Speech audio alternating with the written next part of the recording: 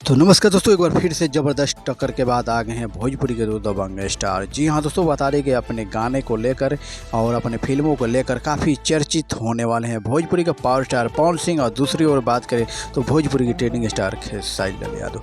जी हाँ दोस्तों, बता रहे कि भोजपुरी का पावर स्टार पवन सिंह का एक और न्यूज़ सॉन्ग आप सबको बीच में आने वाला है, जिस सॉन्ग का नाम है कजरा मोहब्बत वाला।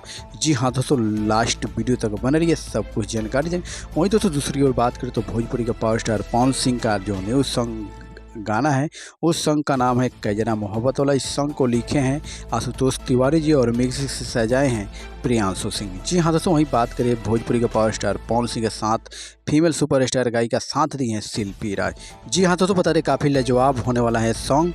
वहीं दोस्तों दूसरी ओर बात करें तो भोजपुरी के ट्रेंडिंग स्टार खेसारी लाल यादव, वो भी किसी से कम नहीं है। जी हाँ दोस्तों, बता रहे इनका हर दिन एक से बढ़कर एक जलवा रहता है। वहीं दोस्तों बात करें तो खेसारी लाल यादव का गाना ये भी किसी से कम नहीं होने वाला है। जी हाँ दोस्तों, बता रहे कि भोजपुरी का गाना खेसारी लाल यादव का काफ़ी लाजवाब होने वाला है। जिस सॉन्ग की हम बात करें उस सॉन्ग का नाम है माहौल बदले वाला बा।